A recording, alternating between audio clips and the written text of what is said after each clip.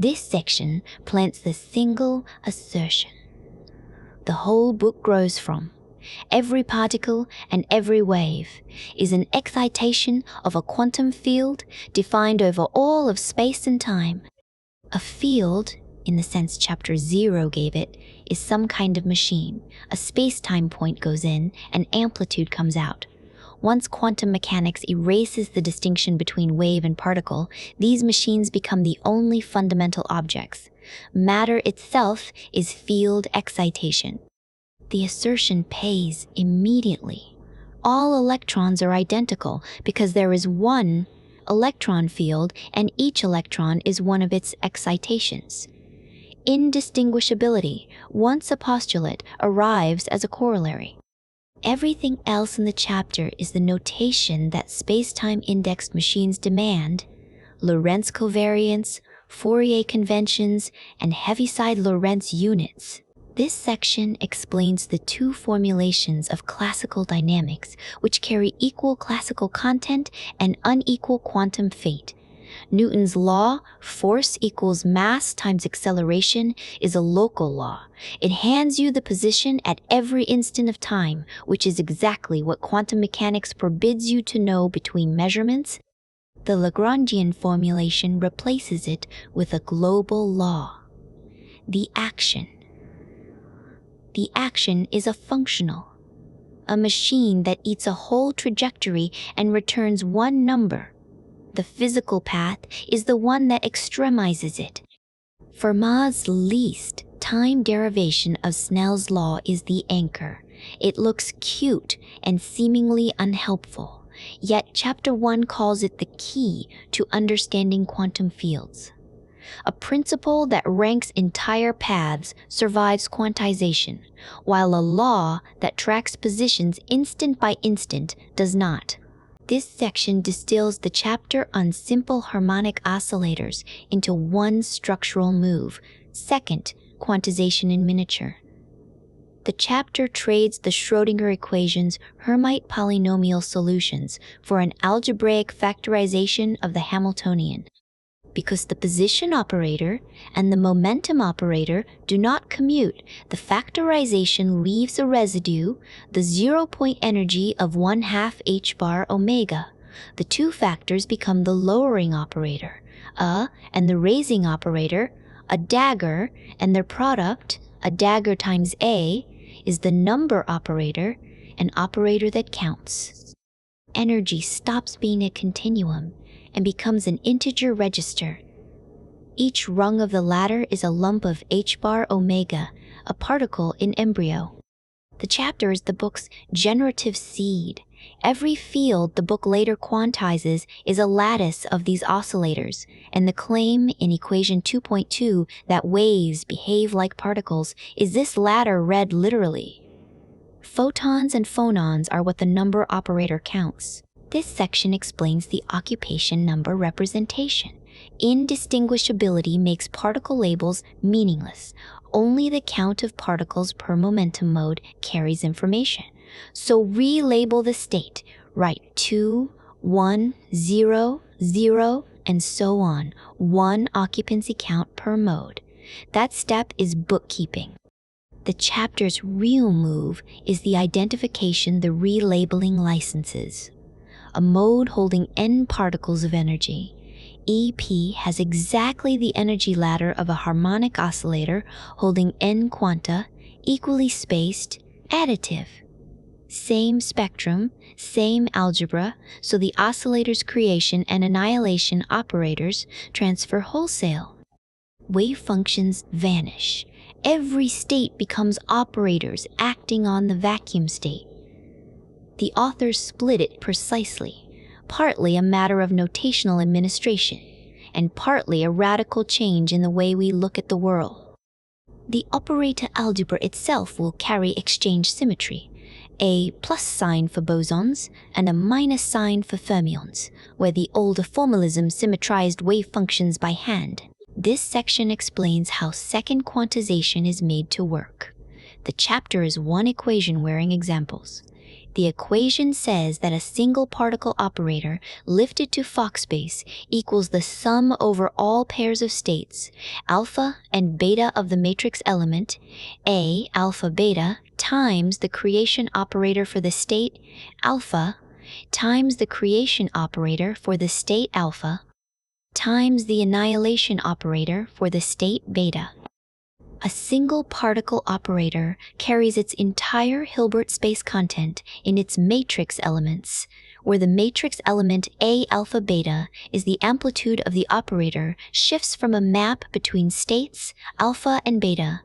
The upgrade to Fock space rereads those same numbers as amplitudes for a process, annihilate a particle in the state beta, weight by the matrix element A alpha beta, then recreate the particle in the state alpha. The reading of an operator shifts from a map between states to bookkeeping over particle events. Everything else in the chapter instantiates this one equation. Field operators are the equation written in the position basis. Tight binding and Hubbard models are the same equation on a lattice. And to diagonalize now means to rewrite until only number operators remain, at which point energy is read off by counting. The boundary of the pattern sits at 2 particle operators.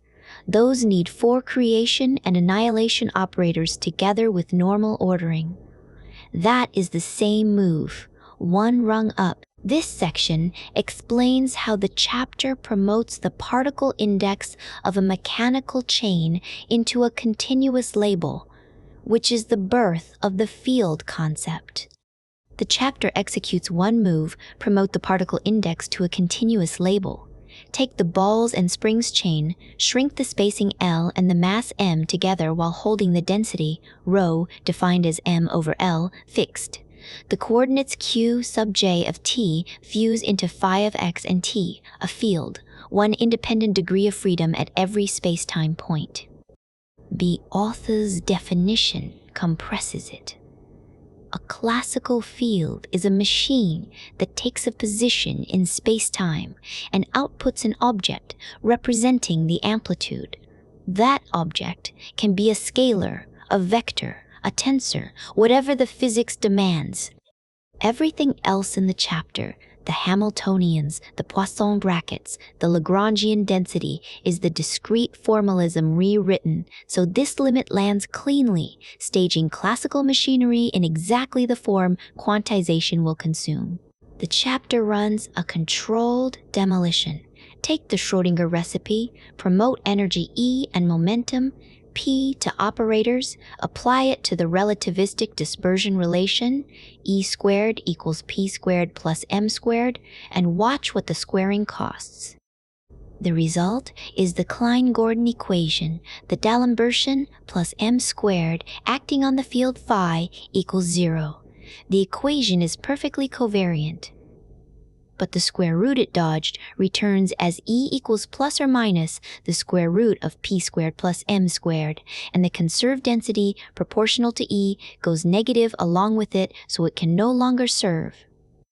The Feynman and Stuckelberg move rescues the negative branch as positive energy antiparticles running the other way. But the rescue is the thesis. The general solution superposes particle and antiparticle together, so relativity structurally forbids a one-particle quantum mechanics. The fault sits in the single-particle quantum mechanics. The fault sits in the single-particle frame while the equation itself survives, which is why fields come next.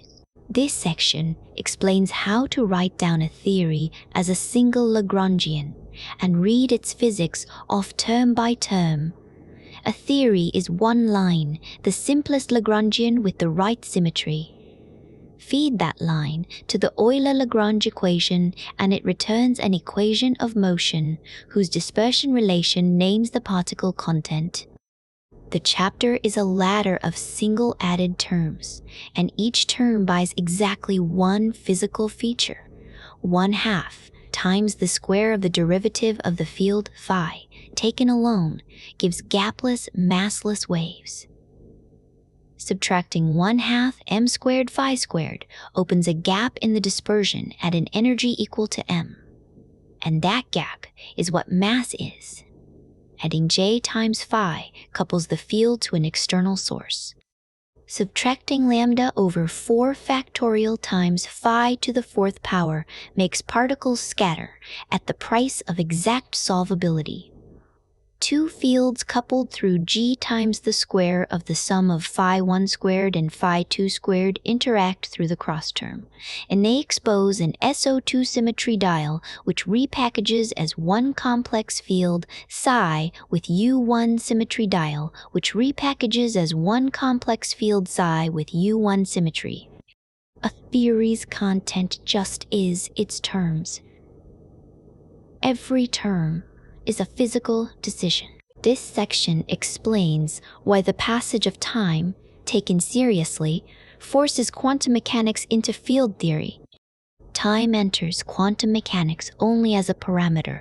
No operator reads a clock, so where the time dependence lives is bookkeeping. The Schrödinger picture evolves states, the Heisenberg picture evolves operators, and the unitary evolution operator, e to the minus I times the Hamiltonian times the elapsed time from t1 to t2, converts one picture into the other by a single constant. The chapter builds that machinery to execute a verdict. Evaluate the amplitude for a particle starting at the origin to be found at position x, across a space-like interval, with the relativistic dispersion relation, the energy at momentum p equals the square root of p squared plus m squared. The amplitude lands proportional to e to the minus m times the distance. Small, non-zero, fatal. A lone relativistic particle leaks outside its light cone. Equivalently, squeezing it below its Compton wavelength produces particle pairs. The cure makes locality primitive, operator-valued fields, phi hat of x, commuting at space, like separation. Old quantum theory is dead. This section explains one construction run 3 times, the passage from symmetry axioms to generators. Demand that a transformation of quantum states be unitary, compose like its spacetime counterpart, and do nothing at zero. Those axioms force a Lie group, and every element is the exponential of a Hermitian generator. Momentum generates translations. Angular momentum generates rotations. The boost operators, K, generate Lorentz transformations. The observable is the derivative of the symmetry at the identity. Fields then transform doubly. The argument moves through spacetime while the components mix through a representation d of theta matched to the field spin. The chapter's shock is quietly deferred to its last page. 2 boosts commute into a rotation, so boosts alone close nothing. The Lorentz group is the smallest algebra that contains them. This section explains symmetry at the first layer, the machine that turns invariance into conservation. A continuous symmetry is a direction along which you can slide the system without changing its action. Noether's theorem converts each such direction into a divergenceless current, and the time component of that current integrates to a charge that the dynamics cannot touch. Energy, momentum, and angular momentum are each the conserved shadow of one invariance: time translation, space translation, and rotation. The status of a conservation law shifts accordingly. It is a theorem about geometry, something you derive where older presentations wrote it in as a postulate. The chapter's engine is a differentiation. Write d phi for the derivative of the field, phi with respect to the symmetry parameter, lambda, evaluated at lambda equals 0. Pair that with the momentum density pi mu and correct by the 4 divergence slack term w mu. The Noether current Jn is then pi mu times d phi minus w mu with times d phi minus w mu, and its 4 divergence vanishes on shell. The boundary of the theorem is continuity itself. A discrete flip has no infinitesimal direction to differentiate along, so it yields no current. Parity waits for its own machinery. This section gives the first layer of canonical quantization of fields, the structural primitive of the chapter. The chapter's thesis is a single machine. Feed it a classical Lagrangian density, turn the handle, and a quantum field theory comes out, particles included. Only step 1 is creative, the choice of the Lagrangian density. Everything after is deterministic. Derive the momentum density, promote field and momentum density, promote field and momentum to operators, impose the equal time commutator, then expand the field in creation and annihilation operators. The commutator states that the field operator at time t and position x taken with the momentum density operator at the same time and position y equals I times the three-dimensional delta function of x minus y. This is the field theoretic image of the rule that position and momentum commute to I times h bar. The mode expansion is where particles appear. A particle is an excitation of the quantized field, delivered by the expansion as a consequence rather than a postulate. The pattern is the harmonic oscillator ladder promoted from one degree of freedom to a continuum of them, one oscillator per momentum mode. This section runs the complex scalar field through the 5-step quantization machine, in both its relativistic and its non-relativistic regime. Feed the complex scalar field to the 5 steps of canonical quantization, and the crank returns 2 excitation species with the identical energy, E sub p. The internal U1 symmetry carries a no-other charge that counts particles minus antiparticles. Antiparticles exist because charge conservation would fail without a species carrying the opposite sign, and that is the chapter's sharpest claim. Now take the same machine to the non-relativistic limit. Factor out the rest energy by writing the field as pi times e to the minus imt, and the Klein-Gordon equation collapses to the Schrödinger equation.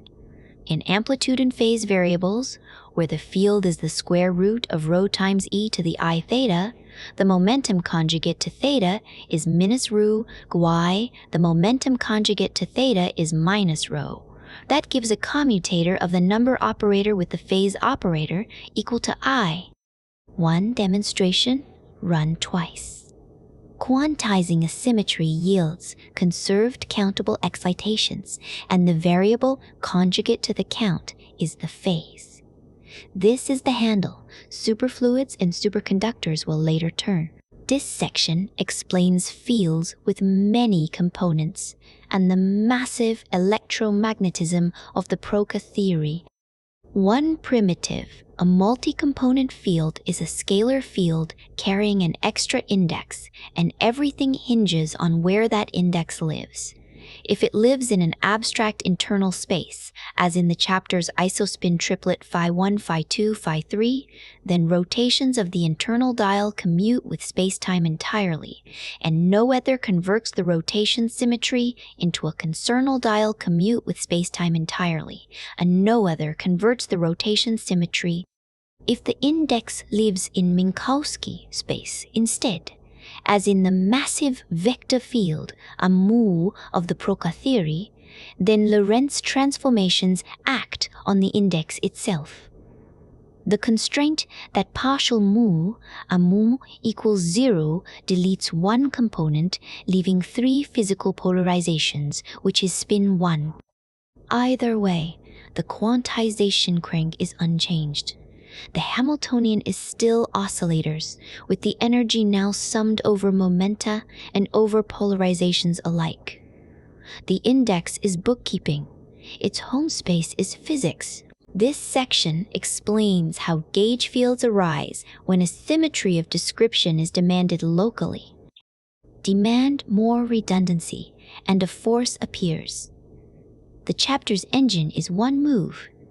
The free complex scalar field tolerates a global phase rotation, where psi becomes psi times the exponential of I alpha.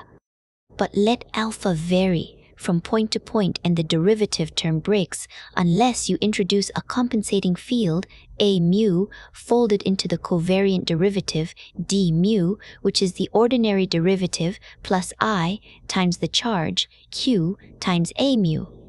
The transformation of the compensating field absorbs the damage. That compensating field is electromagnetism.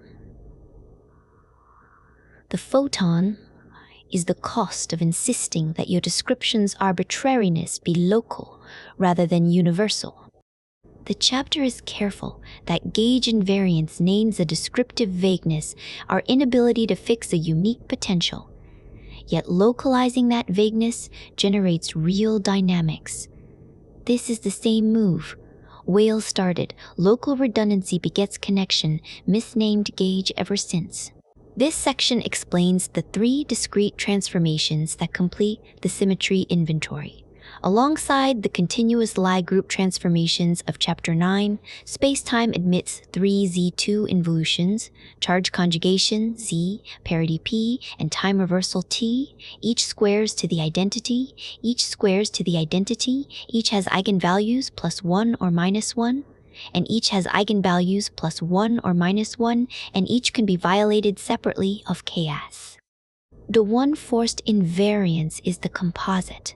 Any Lorentz invariant, local Hermitian field theory obeys CPT, so a particle and its antiparticle must share the same mass and the same lifetime. Structurally, the discrete operators index disconnected islands of the full transformation group.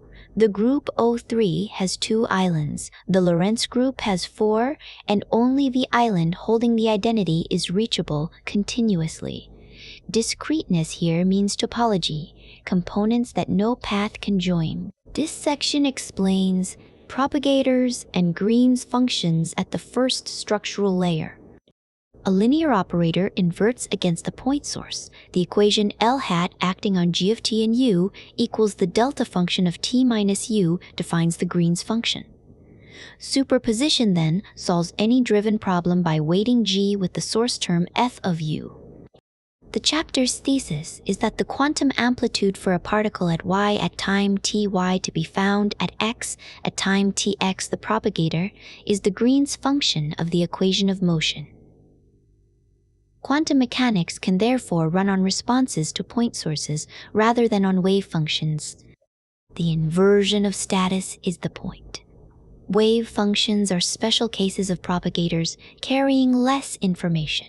The propagator becomes the economical primitive for interacting many particle fields.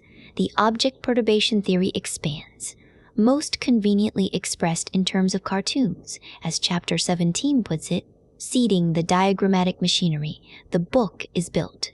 This section explains the propagator, the object that replaces wave functions once fields are quantized.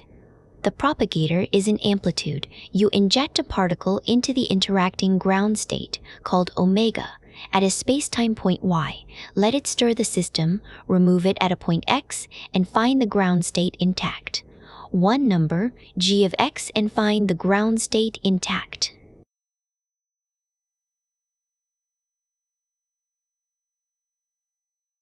One number, g of x and y, encodes everything the medium does to a probe.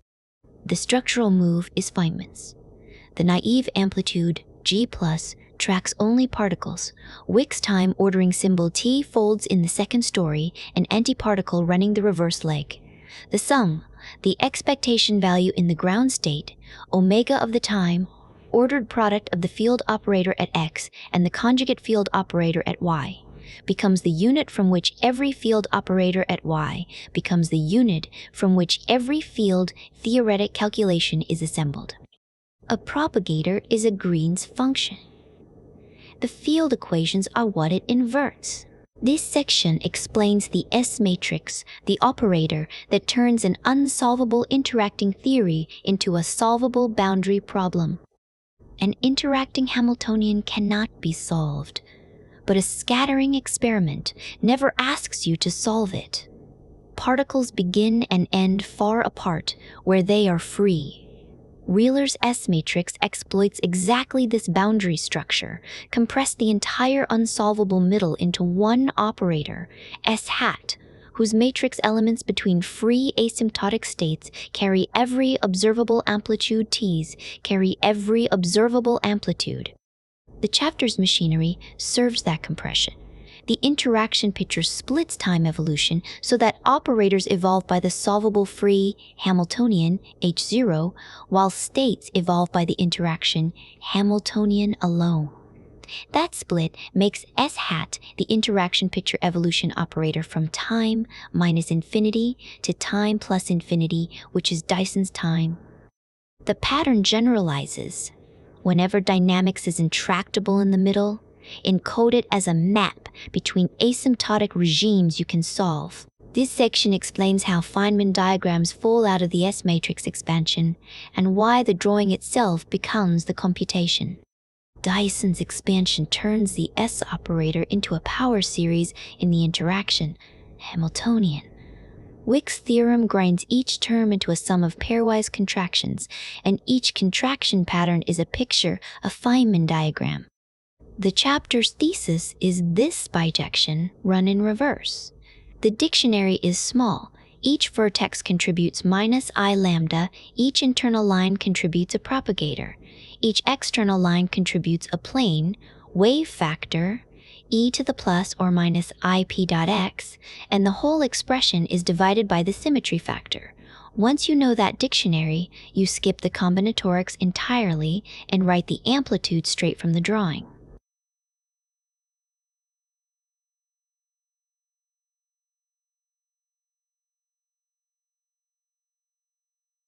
U momentum space then eats the exponentials, leaving conservation of 4 momentum at every vertex as a delta function.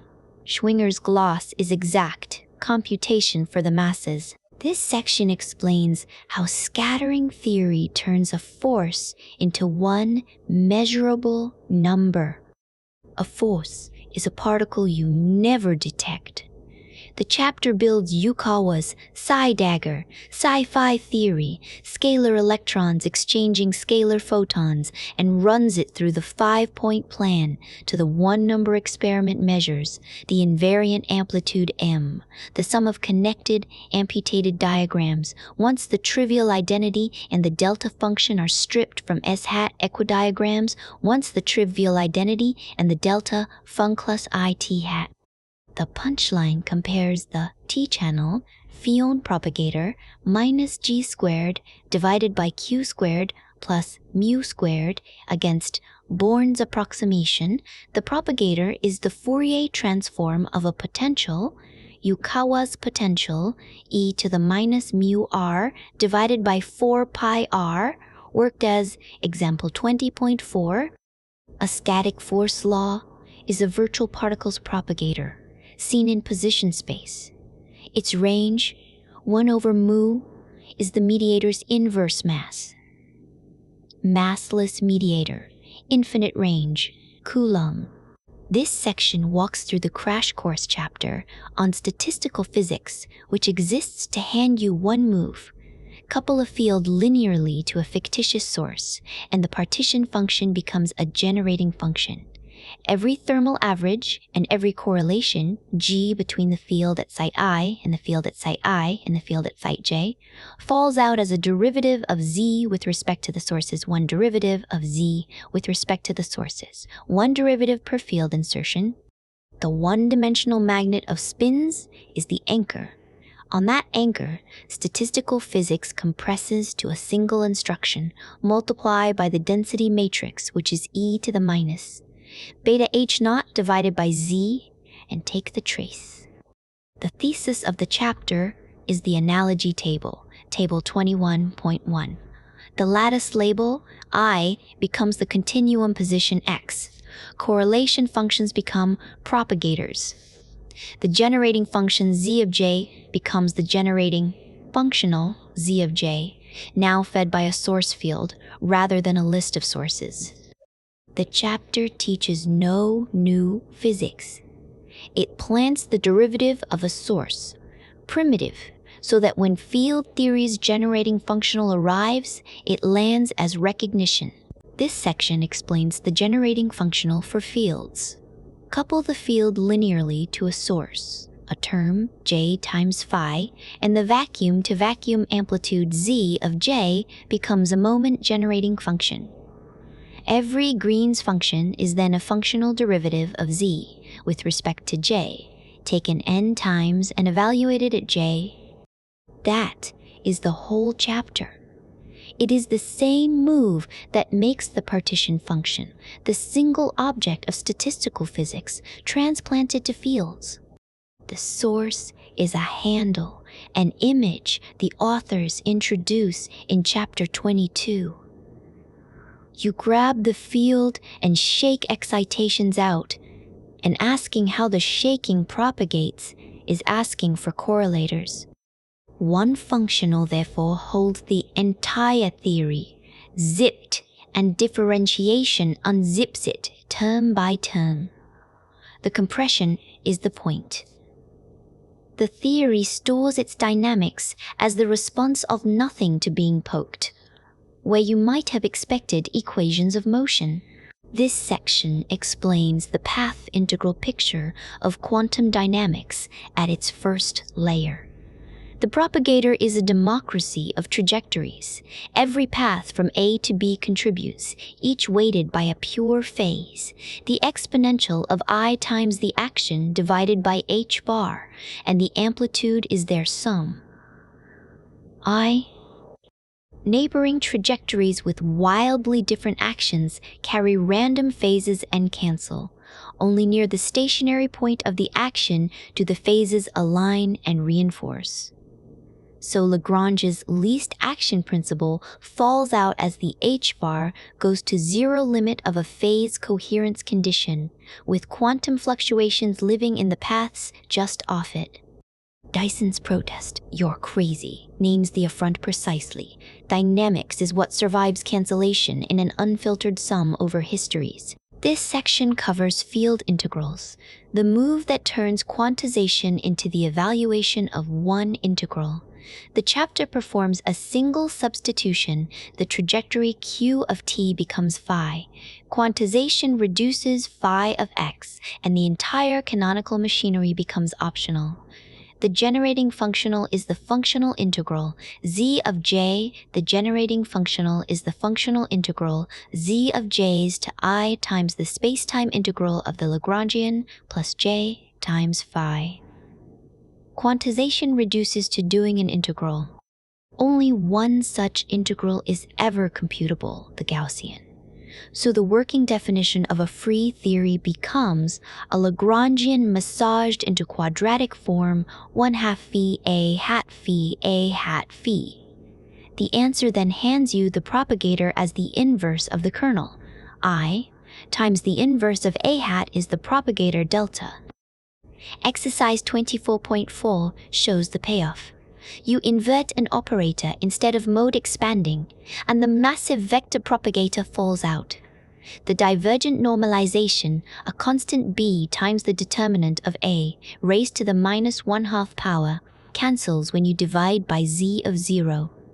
The infinities are removed before they ever mean anything. One substitution carries the whole chapter. Quantum field theory runs on the complex exponential, e to the -i times energy times time over h bar. Statistical mechanics runs on the real one, e to the -beta times energy. The map sending it over h bar to 1 over the Boltzmann constant times temperature turns the generating functional, z over the Boltzmann constant times temperature turns the generating functional z of j into a partition function, and the two share a symbol because they are one object.